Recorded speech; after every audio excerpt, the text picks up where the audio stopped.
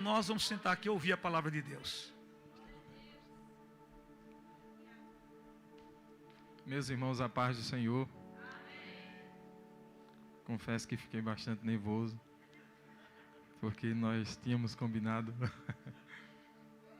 algo um pouco diferente. Mas eu louvo a Deus pela oportunidade que Deus nos concede de poder estar neste lugar pela segunda vez. A primeira tivemos visitando a congregação, templo, com Abimael, e desta vez cultuando junto com os irmãos. Posso dizer, meus irmãos, que para mim tem sido uma honra estar neste lugar. Já senti a presença de Deus neste lugar. É maravilhoso.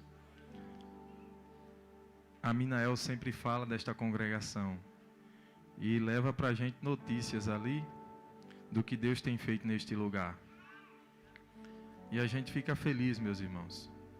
Tive a oportunidade também de ler a história, da fundação dessa igreja, uma parte da história. E na oportunidade eu vi a mão de Deus neste lugar, diante dos relatos ainda na fundação, no início da congregação, Deus agindo, salvando, Deus fazendo sinais e maravilhas. É o nosso Deus, irmãos. Nosso Deus não tem limites nem barreiras. Nada consegue parar o Evangelho. Glória a Deus. Meus irmãos, quero obedecer ao meu pastor e ler com os irmãos rapidamente um texto sagrado que está em 1 Tessalonicenses.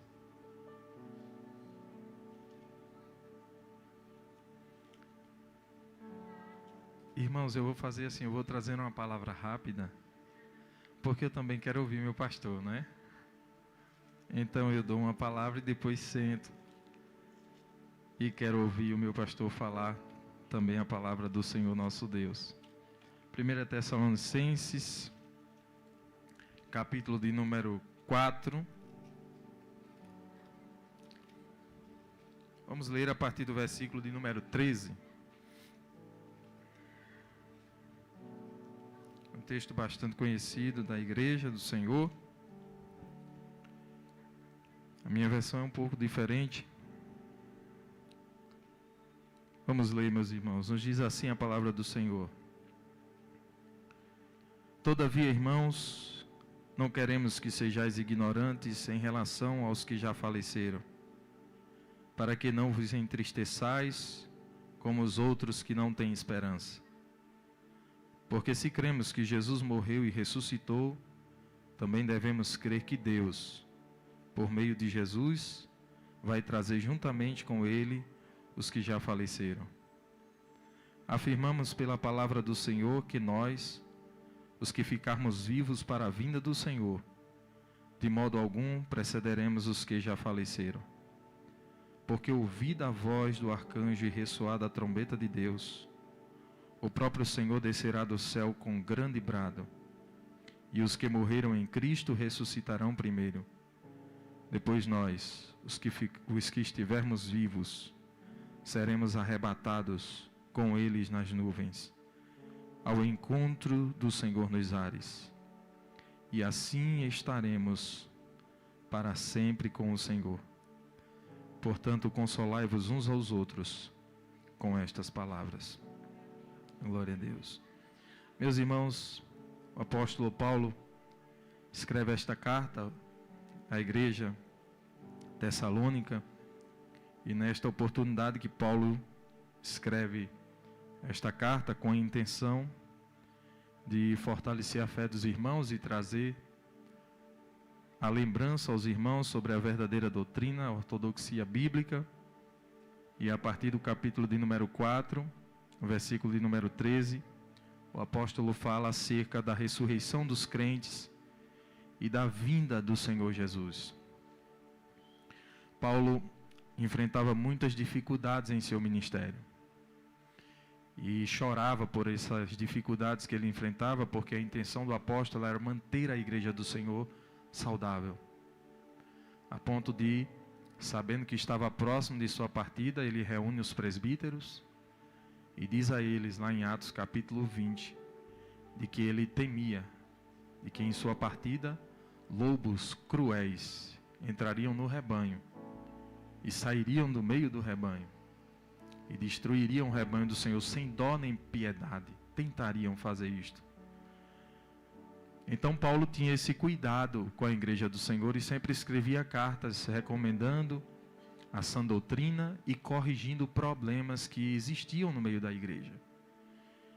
E neste capítulo de número 4, Paulo começa a tratar sobre um problema que tinha ali no meio da igreja em Tessalônica, quando no versículo de número 13 ele diz: todavia, irmãos, não queremos que sejais ignorantes em relação aos que já faleceram. Quando nós lemos esse texto, meus irmãos, vale lembrar o que estava acontecendo na igreja. Especialmente a seita dos gnósticos estavam infiltrando na igreja conceitos que estavam tirando do coração dos irmãos o desejo, a verdade pelo arrebatamento. Alguns estavam morrendo e eles ensinavam de que uma vez que morreu não serve para absolutamente nada o nosso corpo, de forma que não haverá mais nada depois da morte. O corpo não serve para absolutamente nada. Isso estava enfraquecendo os irmãos. Alguns diziam, inclusive, que se o corpo não serve para nada depois que morre, para que servir a Deus? Não vale a pena esperar por Jesus? E se eu morrer antes que Ele venha? Passei a minha vida toda perdida? Isso estava tirando a fé, arrebatando a fé do coração de muitos irmãos. A ponto que o apóstolo Paulo usa essa expressão: todavia, irmãos, não queremos que sejais ignorantes. A ignorância aqui não era braveza, mas era a falta de conhecimento pela verdade acerca da ressurreição dos mortos. Alguns estavam perdendo a sua fé. E me parece, meus irmãos, que perder a fé pela ressurreição dos mortos não foi algo apenas do tempo do apóstolo Paulo. Ao longo da história da igreja, nós vemos como se fosse um pêndulo de um relógio acerca do assunto arrebatamento. Em alguns momentos, a esperança ardia no coração, como no caso do apóstolo Paulo, que se incluiu, quando no versículo de número 17 ele diz: depois nós, os que ficarmos vivos. Paulo tinha uma esperança no arrebatamento. Aquilo queimava o coração dele. Mas tivemos outros momentos na história. Alguns crentes ali estavam perdendo essa esperança na ressurreição dos mortos. E ao longo da história da igreja tivemos momentos sombrios de que a verdade da ressurreição, de que a verdade do arrebatamento foram aos poucos sumindo do coração dos irmãos. O que dizer da era das trevas, por exemplo, em que as pessoas já estavam perdendo a esperança. E a pergunta que eu faço, e a reflexão, eu li esse texto essa semana, ainda ontem no hotel meditava nesta passagem bíblica. Pergunta que eu faço a todos nós: em que momento nós estamos vivendo com relação à esperança de arrebatamento, de ressurreição dos mortos, de Cristo vir buscar a sua igreja para morarmos com Ele? Eu penso, meus irmãos, eu não conheço a realidade de São Paulo, mas olhando a realidade do meu estado, eu penso que nós estamos vivendo num momento muito difícil, em que muitos estão exatamente como estavam os irmãos aqui em Tessalônica, perdendo a esperança, não crendo mais de que os mortos ressuscitarão, não pensando mais nas coisas celestiais. Posso dizer isso sem medo de errar, porque eu sou envolvido na igreja, o pastor sabe. Estamos em momentos de crise espiritual. Assemelhando-se a este momento em que Paulo enfrenta, quando ele diz com relação aos que já faleceram, para que não vos entristeçais como os demais que não têm esperança. Paulo estava e sabia que ali tinha um povo que estava perdendo a esperança. E tinha um povo também que não tinha esperança. Porque, meus irmãos, o único povo que tem esperança de arrebatamento, de transformação, de ressurreição dos mortos, de eternidade com Cristo, é o povo de Deus, é a noiva do Cordeiro. O mundo aí fora não tem essa esperança. As pessoas passam dias e anos sem pensar em arrebatamento. Quem pensa em transformação do corpo, em ressurreição, senão o povo de Deus? Quem? Somente o povo de Deus. E deixa eu dizer uma verdade aos irmãos: se nós perdermos o desejo de estar com Cristo, da ressurreição dos mortos, do arrebatamento, da vinda de Jesus, nós estamos perdendo o sentido. Porque Jesus veio a este mundo exatamente para isso, para um dia nos arrancar daqui e nos levar para perto dele. Glória ao nome de Jesus. E para que isso fosse possível, a cruz tinha que ser experimentada. Porque o castigo que nos traz a paz, a ira de Deus estava no Calvário, para possibilitar que um dia a trombeta tocasse, como ela vai tocar, e nós seremos arrebatados para estar com Jesus. Glória ao nome de Jesus. Aleluias. No versículo 14, Paulo diz: porque se cremos que Jesus morreu e ressuscitou. E aqui está uma grande verdade, irmãos. Porque nós temos esperança de vida eterna, de ressurreição dos mortos, de que um dia Cristo vem nos buscar. Por quê? Porque Jesus não está na sepultura. Porque Jesus ressuscitou. Aleluia. E se Ele ressuscitou, a nossa esperança é viva. Se Ele ressuscitou, a nossa esperança é viva. E a ressurreição de Cristo foi algo tão maravilhoso, é uma verdade tão sublime no Evangelho, que desde o primeiro momento em que Cristo ressuscitou, o diabo quis roubar esta verdade dos corações. Os irmãos lembram quando os soldados foram subornados para mentirem? Mentirem. Alguns disseram: ele não morreu, ele só desmaiou, né? Outros disseram: os discípulos roubaram o corpo dele. E essa verdade perdura até hoje, para muitos.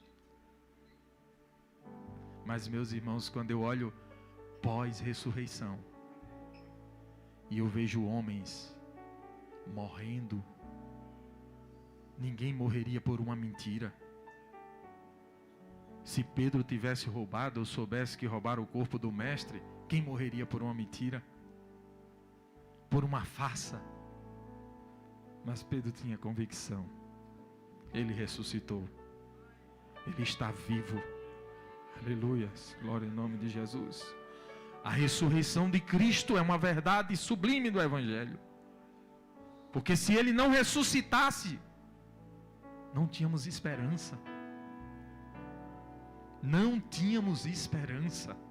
Sabe por que você pode ter esperança sem duvidar de que Cristo vem te buscar, vem me buscar, vem buscar essa igreja? Porque Jesus está vivo. Jesus está vivo. Glória ao nome de Jesus. Porque se cremos que Jesus morreu e ressuscitou, também devemos crer que Deus, por meio de Jesus, Deus por meio de... A Bíblia, ela não é desconexa, né? Há uma conexão nas Escrituras. Ela não se contradiz. E aqui está mais uma verdade. Novamente, quando Jesus diz: eu sou o caminho, a verdade e a vida. Não há outro nome, o apóstolo diz, dado entre os homens, lá em Atos 4:12, pela qual devamos ser salvos. Aí Paulo diz: se nós cremos que Jesus morreu e ressuscitou, também devemos crer que Deus, Por meio de quem, irmãos? De Jesus. Nós só vamos chegar lá por causa de Jesus. Ele é a razão. Ele é tudo para nós. Glória ao nome de Jesus. Ele é o nosso caminho.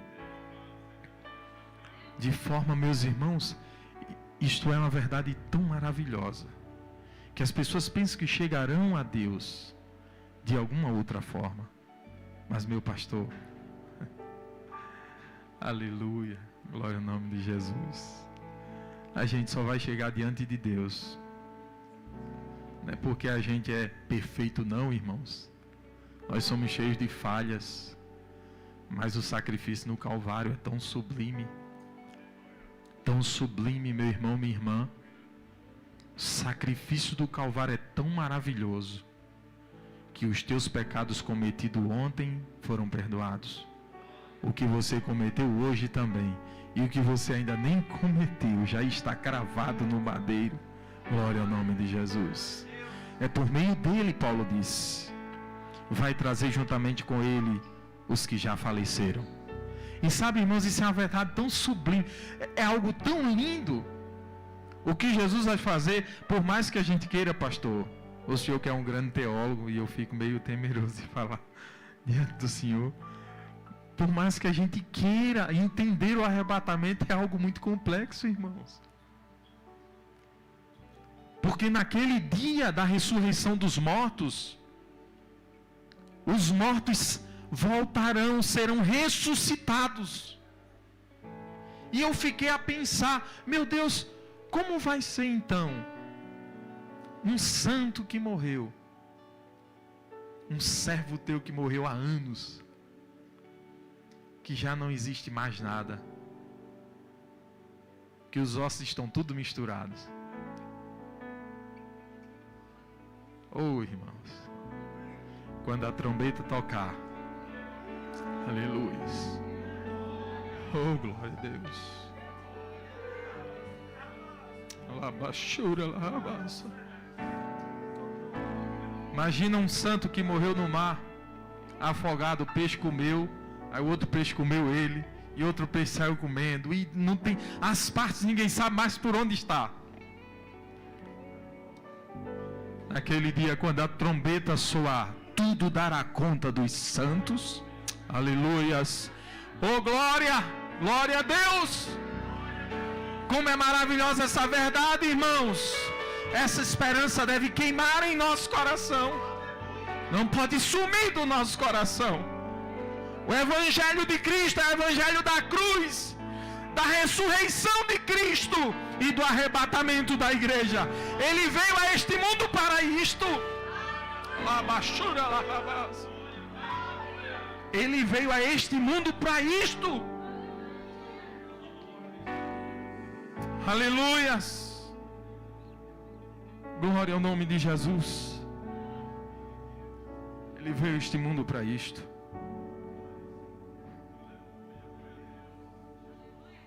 Meus irmãos, e devo dizer aos irmãos, aumentemos a nossa fé nessa verdade do arrebatamento.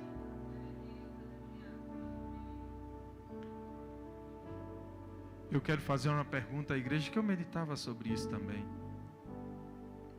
Quando eu li a Bíblia, já desde Gênesis até o final dela, eu tentei encontrar uma promessa, pastor. Uma só promessa de Deus no Antigo Testamento que ela não se cumpriu.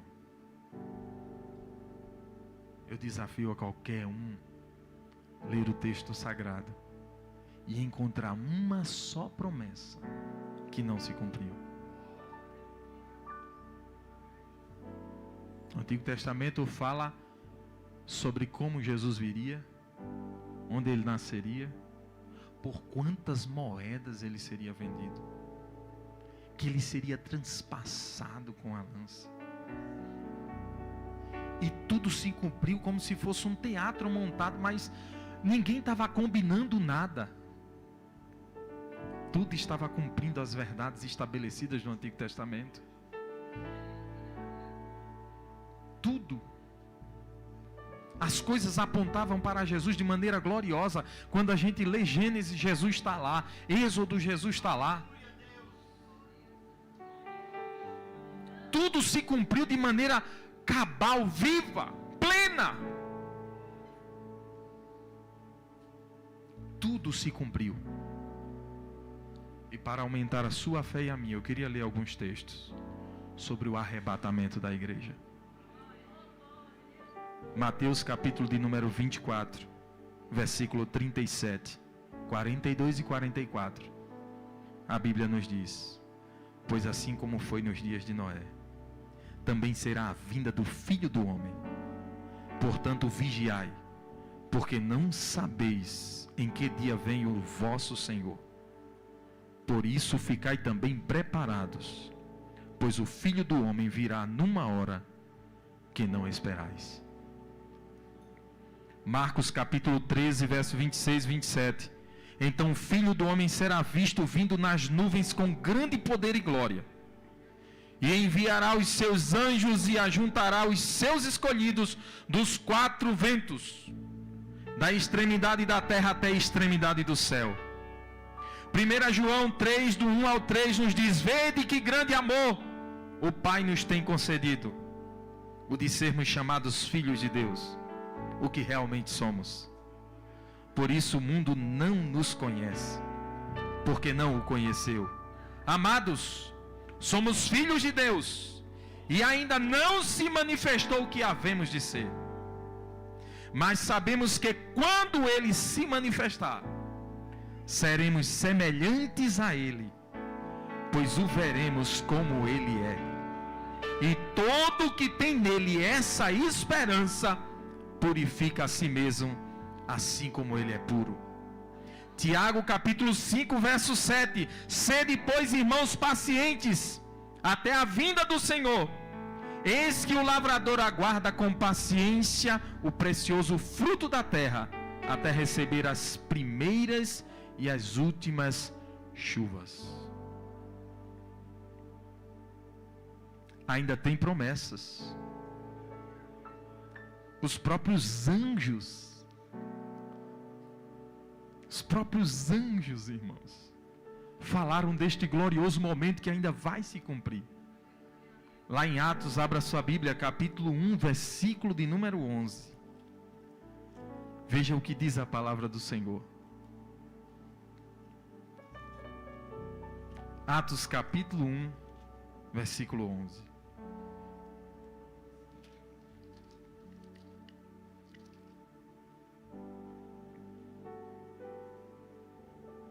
Vamos ler a partir do verso 9. Depois de dizer essas coisas, ele foi levado às alturas, enquanto eles olhavam, e uma nuvem o encobriu de seus olhos. Estando eles com os olhos fixos no céu, enquanto ele subia. Que cena gloriosa, né, irmãos? Jesus sendo assunto e os discípulos olhando. Mas o texto diz que apareceram junto deles dois homens vestidos de branco. E o verso 11 diz que lhes disseram: homens galileus,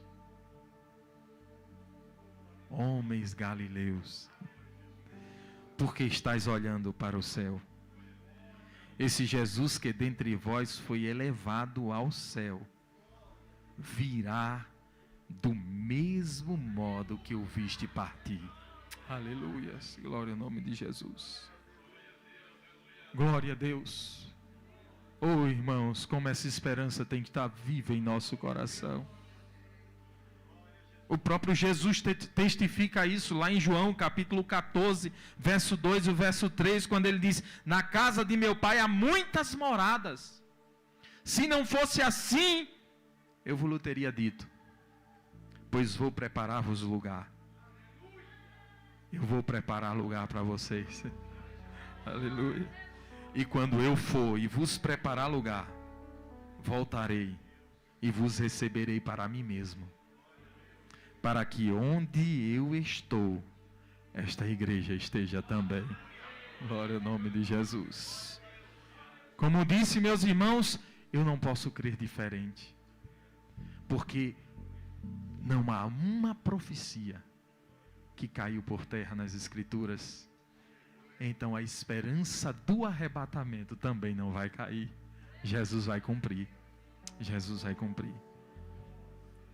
E Jesus disse: na casa de meu pai há muitas. Se não fosse assim, eu teria dito: pois vou preparar-vos lugar. Aí lá na frente, em Apocalipse, Jesus chama João e diz: João, vem cá. Dá uma olhadinha que já está preparada, João. Aleluia. Já está preparado o lugar para nós, irmãos. Só estamos aguardando tocar da trombeta do Senhor nosso Deus. Glória a Deus. E aqui, meus amados irmãos, eu quero partir para o final. Voltando ao texto sagrado, 1 Tessalonicenses 4 e o 16. Porque ouvi da voz do arcanjo e ressoar da trombeta de Deus, o próprio Senhor descerá do céu com um grande brado. Glória a Deus. E os que morreram em Cristo ressuscitarão primeiro. Depois nós, os que ficarmos vivos ou estivermos vivos, seremos arrebatados juntamente com Ele nas nuvens, a encontrar-se com o Senhor nos ares. E o apóstolo Paulo fala sobre a eternidade, dizendo: e assim estaremos para sempre com o Senhor. Igreja do Senhor, meus irmãos, que possamos orar ao Senhor nesses últimos dias. E eu venho de uma realidade, o pastor sabe, a gente conversa às vezes com a Minael.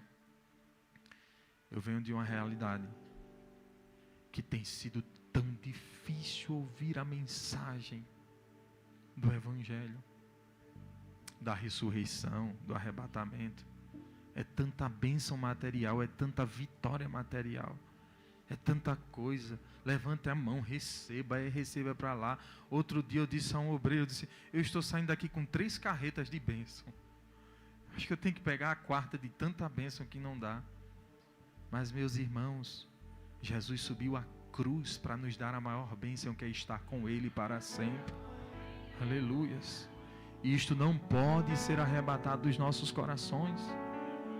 Eu sei que a dinâmica do dia a dia, a rotina do dia a dia, às vezes toma o nosso tempo, leva o nosso tempo embora.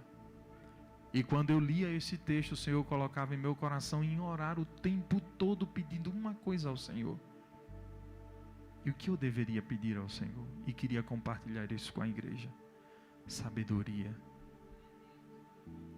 Muita sabedoria, para não deixar a minha vida ser levada por esta vida, e a esperança de que Ele me chame para a eternidade vá embora do meu coração.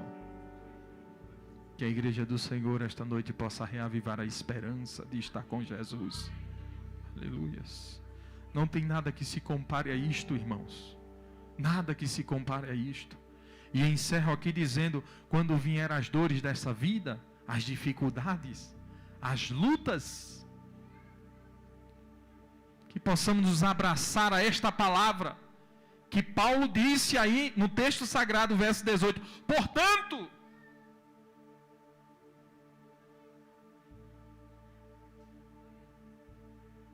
e eu fico triste às vezes, porque palavra de consolo lá, meu pastor, às vezes, minha igreja é uma bênção, viu, irmãos? Tem pregação do evangelho, mas a gente tem lutado igual o apóstolo Paulo luta, né? Os tempos trabalhosos ali, não era trabalho de labuta física, não. Era trabalho para o presbitério, o pastorado, se debruçar nas escrituras, gastar tempo, orar, clamar, chorar, para pregar a sã doutrina. Porque o diabo está entrando de uma maneira avassaladora nas igrejas. E como eu disse há pouco, só bênçãos, bênçãos, bênçãos, bênçãos. E o povo chora. Às vezes faz uma palavra e Deus diz: ó, homem, hoje tu vai ganhar isso, hoje tu vai ganhar aquilo. E as pessoas saem chorando, dizendo: Deus falou comigo. Às vezes nem falou. Quer um consolo da parte de Deus? Jesus vai vir te buscar. Aleluia. Jesus vai vir nos buscar. Nós iremos morar no céu, irmãos. O céu está preparado para nós. E se perdermos essa esperança, não há sentido nenhum na vida. Que Deus em Cristo nos ajude.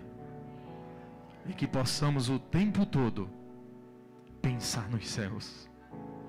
E dizer: Maranata. Ora vem, Senhor Jesus. Ora vem, Senhor Jesus. Obrigado, pastor.